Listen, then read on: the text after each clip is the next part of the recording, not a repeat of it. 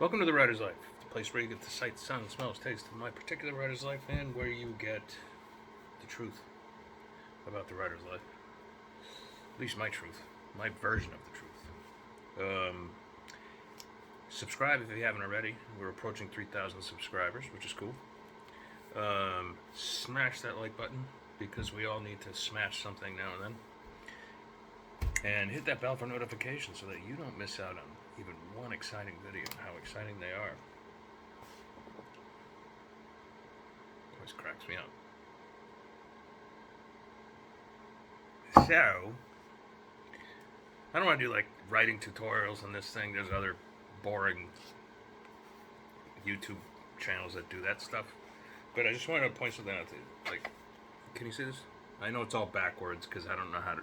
I don't know where to find the button to like to the mirror. Whatever. Anyway, the point is like he's.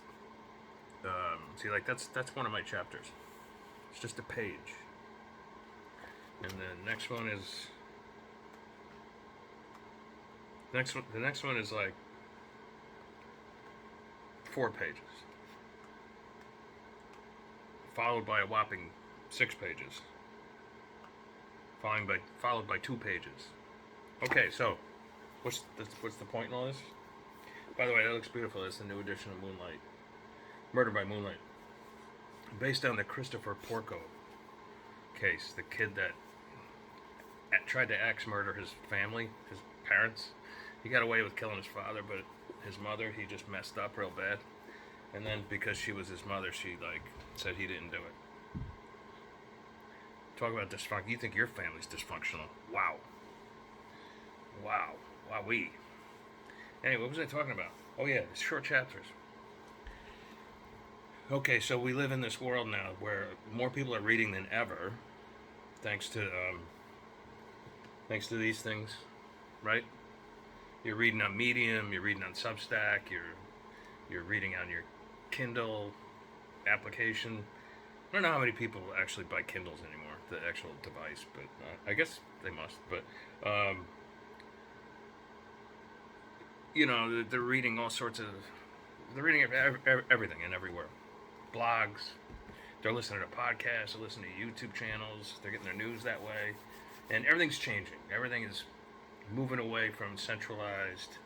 I want to say the legacy publishing system, and that includes legacy publishing. We're down to like 3 major publishers, and that's sort of transformed itself into like small and medium-sized independent presses that are very specialized. Like, for instance, I publish a lot with Down and Out Books, and they publish really hard-boiled fiction and noir. It's very specialized. It's almost like a niche type audience, right? They're not going to publish a Clive Cussler novel,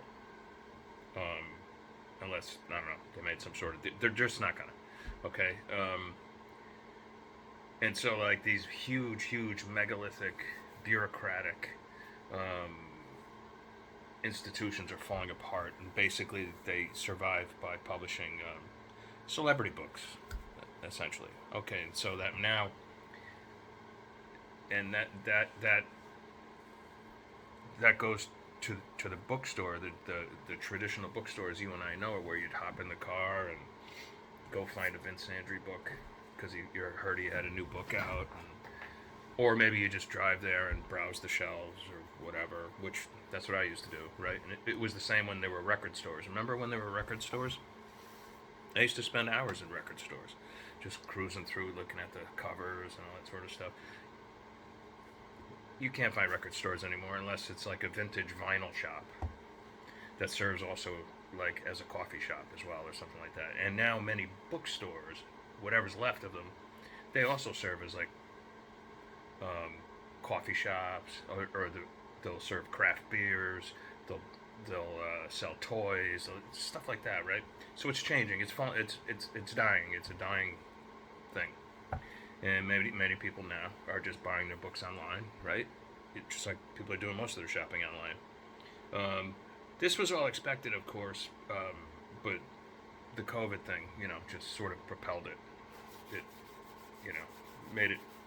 made it all happen that much faster. And of course, one thing I'm always harping on is the mainstream legacy news media has lost the trust of the people, and basically the cable news networks have become like entertainment.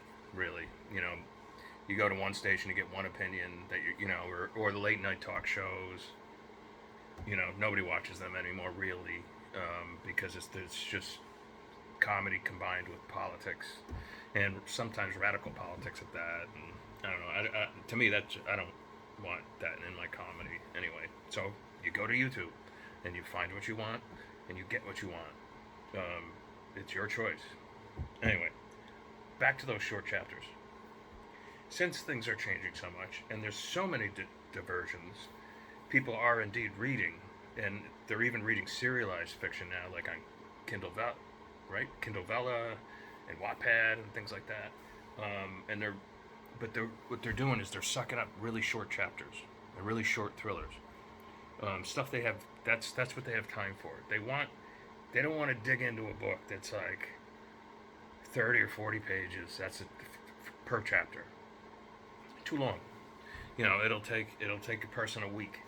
The average working stiff, like a week to read that, and half the time they're reading it in bed and they're just falling asleep. So, but if you can give that reader 2 or 3 pages that they can read, all right, this is gross, but in the bathroom, it's the truth.